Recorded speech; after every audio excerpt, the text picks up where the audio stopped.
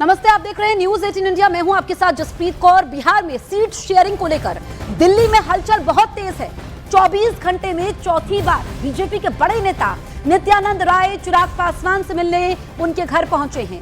खबर यह है कि चिराग पासवान ने बीजेपी से 35 सीटें मांगी है, लेकिन बीजेपी उन्हें 24 सीटों का ऑफर दे रही है। कुल 4 सीटें ऐसी है जिसमें दोनों के बीच टकराव है। और आपको बताएं कि कल भी धर्मेंद्र प्रधान ने चिराग पासवान से मुलाकात की थी, नित्यानंद राय ने भी मुलाकात की थी। और अब जानकारी ये मिल रही है कि नित्यानंद राय एक बार फिर से चिराग पासवान से मिलने उनके घर पर पहुंचे हैं। दरअसल अभी भी सीटों को लेकर के आम सहमति नहीं बन पाई है। जो हमारे सूत्र बता रहे हैं कि चिराग पासवान ने बीजेपी से 35 सीटें मांगी है और वो बिल्कुल भी बार्गेनिंग के मूड में नहीं है। ऐसे में देखिए अभी भी चर्चा चल रही है। 3 तस्वीरें आपके सामने हैं। कल चिराग से मिलने पहुंचे थे नित्यानंद राय, 3 बार उनसे मिलते हैं और अभी तक कोई अपडेट सामने नहीं आया है, क्योंकि अभी भी चिराग अड़े हुए हैं, ये सूत्र बता रहे हैं। आज फिर से नित्यानंद राय चिराग पासवान के घर पर पहुंचे हैं। हमारे सहयोगी रवि हमारे साथ, हमारे सहयोगी लाइव मौजूद हैं, सीधे उनका रुख करते हैं। रवि, एक बार फिर से नित्यानंद राय पहुंचे हैं चिराग पासवान के घर, बात कहां तक पहुंची है? देखिए, कल शाम तक ये इस तरीके की उम्मीद जताई जा रही थी कि सब कुछ और पूरी तरीके से स्मूथ तरीके से हो चुका है, क्योंकि जब चिराग पासवान और इसके अलावा नित्यानंद राय दूसरे दौर की बैठक के बाद घर से बाहर निकलते हैं, उस समय नित्यानंद राय ने कहा कि हम दोनों की मुस्कुराहट से आपको अंदाज़ा लगाया जा सकता है कि किस तरीके की बातचीत हुई है। और चिराग पासवान ने कहा था कि ऑल इज़ वेल। और लेकिन अब ये ऐसा हुआ है कि कल सुबह से लेकर आज सुबह चौथे दौर की बैठक इस समय चल रही है और नित्यानंद राय खुद चौथी बार यहाँ पर आए हैं उनके घर पर मुलाकात करने के लिए। अब से 10 मिनट पहले ही आए हैं और इस समय क्योंकि चिराग पासवान अंदर ही हैं, उनसे मुलाकात चल रही है। इसके पहले जो लास्ट मीटिंग हुई थी कल शाम को करीब 8 साढ़े 8 बजे, उसके बाद धर्मेंद्र प्रधान, क्योंकि वही इस समय प्रभारी भी हैं और इसमें पटना में मौजूद हैं, कल रात में मुलाकात हुई और आज सुबह पटना जा चुके हैं। उन पर भी नजरें हैं कि किस तरीके से वहां पर अनाउंसमेंट कर सकते हैं। लेकिन आखिरी दौर की जो बैठक चल रही है नित्यानंद राय, क्योंकि पूरी की पूरी जो बार्गेनिंग चल रही है कि ज़्यादा से ज़्यादा सीटें हासिल किया जा सके इसमें, क्योंकि पहले 40 से 43 थी, फिर इसके बाद 35 है। करीब करीब जो मामला है अभी भी लास्ट दौर में है कि कहां तक पहुंच सकते हैं चिराग पासवान और कहां बीजेपी कहां तक दे सकती है। बिल्कुल रवि, आप हमारे साथ रहिए। देखिए रवि यहाँ पर बता रहे हैं, आंकड़े बता रहे हैं। रवि से ही हम इस पर बात करते हैं क्योंकि यहीं पर पेच फंसा हुआ है। रवि, जो पहले जानकारी मिल रही थी, जैसा कि सूत्र बता रहे हैं कि 35 सीटें जो हैं यहाँ पर चिराग पासवान मांग रहे हैं, लेकिन अब बीजेपी कितनी देने पर राजी हुई है, कहाँ तक उनको ऑफर दिया गया है, इस बारे में कोई डिटेल्स? देखिए, सबसे बड़ी बात यह है कि कुछ सीटों को लेकर अभी पेच फंसा हुआ है। एक बार मैं तस्वीरें यहाँ पर भी दिखाऊं, कैमरा पर्सन निजाम अंसारी, कि चिराग पासवान के घर के बाहर की ये जो तस्वीरें, कल जो तस्वीरें थी थोड़ी सी अलग थी, कम सिक्योरिटी थी, लेकिन आज ज़्यादा सिक्योरिटी है। यहाँ पर कुछ कार्यकर्ता भी नज़र आ रहे हैं। आप देखिए कि कुछ कार्यकर्ता जो पटना से यहाँ पर पहुँचे हैं वो भी इस उम्मीद में है, क्योंकि चुनाव की तारीखों का ऐलान हो गया है, आज से उसकी शुरुआत भी, प्रक्रिया की शुरुआत हो गई है। आखिर में अब सीटों का ऐलान, क्योंकि हर कोई चाहता है कि अपने नेता, अपने अगुवा को सीट मिले, वहाँ पर टिकट मिले। यहाँ पर देखिए कि कुछ कार्यकर्ता भी यहाँ पर पहुँच चुके हैं। यह भी उम्मीद जताए हुए हैं कि जैसे ही ऐलान हो, अगर आप लोगों से अगर बात करें, कोई बात करेगा? हालांकि अभी इनमें से आप बात करें, आप कहाँ से? सहरसा, बिहार। सहरसा से। तो क्या वहीं से डायरेक्ट आए हैं या दिल्ली में रहते हैं आप? नहीं, हम सहरसा से आए हैं। तो क्या उम्मीद है, आप लोगों को ये चाह रहे हैं कि मतलब जल्द से जल्द अनाउंसमेंट हो सीट का? निश्चित रूप से, लेकिन हमारे नेता जो करेंगे हम लोग उनके साथ हैं। अच्छा, जितना सीट पर लड़ेंगे उनका निर्णय है। अच्छा, हाँ, हम लोग इन्हीं के साथ हैं और टिकट मिलना नहीं मिलना एक अलग बात है। पार्टी का जो निर्णय होगा उसके साथ हम लोग। तो देख, ज्यादा से ज्यादा यहाँ पर चाहे वो चिराग पासवान की पार्टी हो, चाहे वो हम हो, या फिर दूसरे जो एनडीए के दल हो, वो चाह रहे हैं कि बार्गेनिंग लास्ट टाइम पर। और यहाँ पर देख, शुक्रिया आपका तमाम जानकारी हम तक पहुंचाने के लिए। उधर पटना में आरजेडी प्रमुख लालू प्रसाद यादव के आवास के बाहर हंगामा देखने को मिला। यहां पर बड़हरा सीट से सरोज यादव को टिकट देने की मांग को लेकर कई कार्यकर्ता लालू यादव के आवास पर पहुंचे, नारेबाजी करने लगे। इस बीच जब लालू यादव का काफिला निकला तो समर्थकों ने उनकी गाड़ी को घेर लिया, नारेबाजी करने लगे। तो तस्वीरें हम आप तक पहुंचा रहे हैं। दरअसल पटना में आरजेडी प्रमुख लालू प्रसाद यादव के आवास के बाहर हंगामा हुआ। यहां पर सरोज यादव को टिकट देने की मांग को लेकर कई कार्यकर्ता पहुंचते हैं। बड़हरा सीट से सरोज यादव को टिकट देने की मांग पर ये लोग पहुंचते हैं, नारेबाजी करने लगते हैं। तस्वीरें आप देखिए। एनडीए में सीट शेयरिंग करीब करीब तय है। सूत्र ये बता रहे हैं कि उपेंद्र कुशवाहा को 6 सीटें मिल सकती है। दिनारा, ओबरा, सासाराम सीट मिल सकती है। साथ ही कुशवाहा को महुआ, बाजपट्टी, मधुबनी सीट मिल सकती है। यह सूत्रों के हवाले से बड़ी जानकारी सामने आ रही है, क्योंकि यहां पर जल्द ही पहली लिस्ट भी आ जाएगी। तो सीट शेयरिंग फॉर्मूला करीब करीब तय हो चुका है। सूत्र ये बता रहे हैं कि उपेंद्र कुशवाहा को 6 सीटें मिल सकती हैं, जिसमें दिनारा सीट है, ओबरा, सासाराम, कुशवाहा को महुआ, बाजपट्टी, मधुबनी सीट भी मिल सकती है। और ऐसे में आप देखिए कि लगातार चर्चा हो रही है, क्योंकि पहले चरण का चुनाव 6 नवंबर को है, दूसरे चरण का चुनाव 11 नवंबर को है। बिहार में 2 चरणों में चुनाव होना है। तारीखों का ऐलान पहले ही हो गया है और अब आप देखिए कि यहां पर फॉर्मूला तय हो चुका है। ये सूत्र बता रहे हैं एनडीए में जल्द ही ऐलान होगा।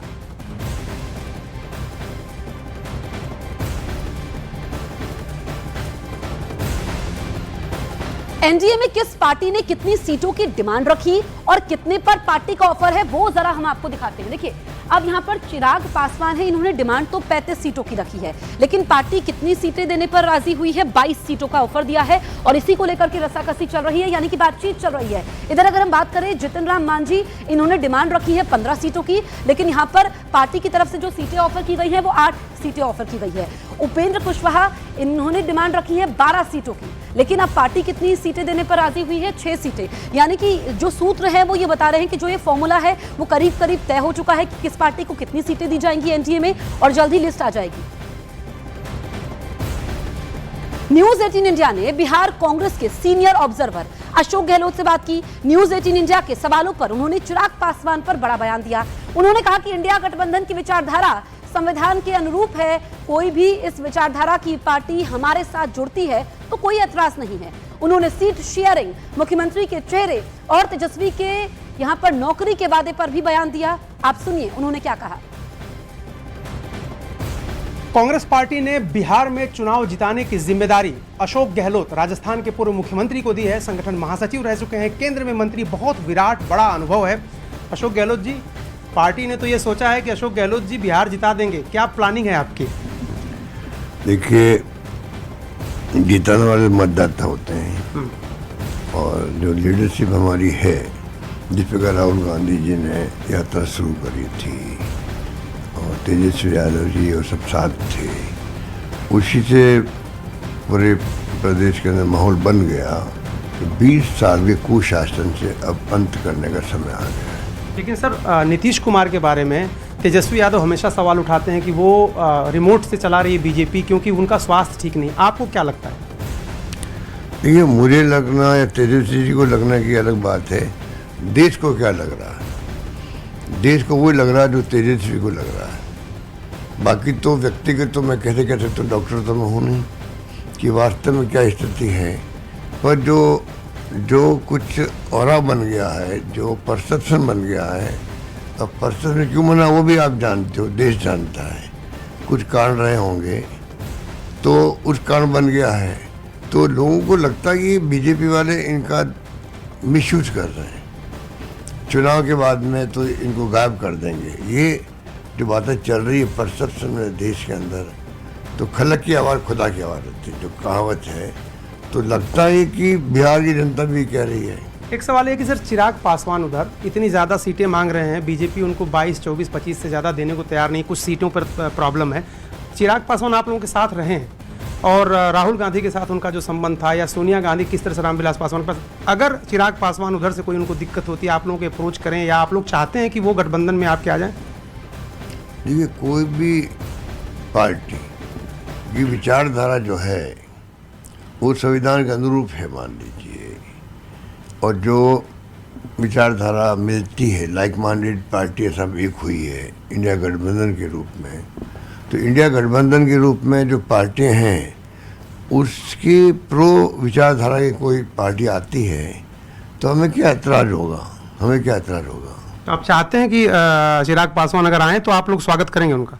नहीं, अगर वो पता नहीं उनकी क्या सोच है, हमें तो पता है नहीं, ये तो मीडिया में आ रही है। पर जो भी स्थिति बनती है राजनीति के अंदर, गठबंधन मजबूत होना आवश्यक है देश हित के अंदर। मेरा 3 पॉइंट में मानता हूँ। अभी एक देश के अंदर देश को अगर मजबूत करना, एक रखना, अखंड रखना है तो इंडिया गठबंधन का मजबूत होना आवश्यक है। उसके लिए जो भी हमें करना पड़े सब पार्टियों को, वो सेक्रीफाइस भी करना चाहिए, एक दूसरी पार्टी की भावना समझनी चाहिए, मजबूत गठबंधन होना चाहिए।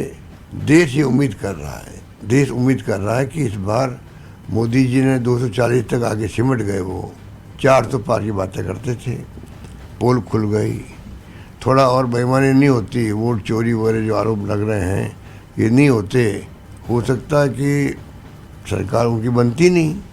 तो ये स्थिति में चुनाव हो रहे हैं बिहार के। नंबर 3, जो हरियाणा के अंदर और महाराष्ट्र के अंदर जो राजनीति हुई चुनाव जीतने की, जो पैसा फेंका गया है, आप कल्पना नहीं कर सकते। महाराष्ट्र में आप जाएंगे, अगर आप जांच करेंगे, स्टडी करेंगे, तब पाएंगे कि हो क्या रहा डेमोक्रेसी के अंदर। तो बिहार में भी आप लोगों को क्या इस तरह की कोई आशंका लग रही है? बिल्कुल बिल्कुल, कुछ भी कर सकते हैं।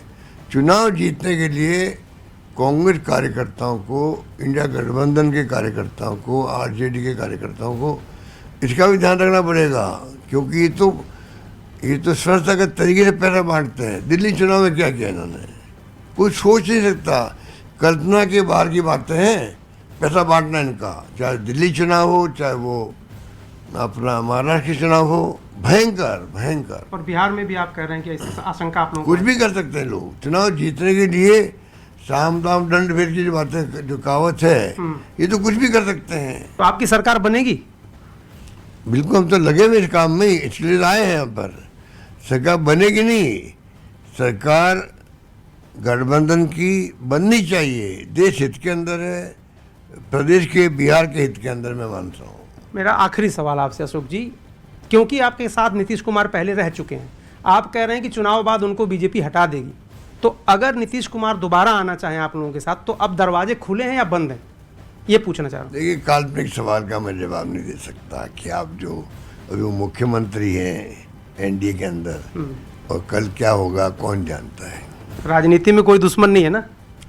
नहीं, राजनीति में वो अलग बात है कि कोई दुश्मन परमानेंट नहीं होता है या दोस्त नहीं होता, वो अलग बात है। अशोक गहलोत जी खुल के तो नहीं कह रहे हैं कि नीतीश कुमार के लिए दरवाजे बंद हैं, लेकिन इतना जरूर कह रहे हैं कि महागठबंधन की सरकार बननी चाहिए बिहार में, और इसीलिए वो यहाँ पर आए हैं महागठबंधन की सरकार बनाने। कैमरामैन कमल देव के साथ अरुण सिंह, न्यूज़ 18 इंडिया, पटना, बिहार। पटना में आरजेडी प्रमुख लालू प्रसाद यादव के आवास के बाहर हंगामा देखने को मिला है। आपको बताएं कि अभी भी वहां पर जबरदस्त हंगामा हो रहा है। दरअसल टिकट को लेकर यह हंगामा हो रहा है, और इस बीच समर्थक पहुंचे हैं, नारेबाजी कर रहे हैं टिकट के लिए। लालू के आवास के बाहर किस तरीके से यहां पर नारेबाजी हो रही है ये आप देखिए। और आपको बताएं कि बड़हरा सीट से सरोज यादव को टिकट देने की मांग को लेकर कई कार्यकर्ता लालू यादव के आवास पर पहुंचे, नारेबाजी करने लगे, लालू यादव के काफिले को भी घेरा।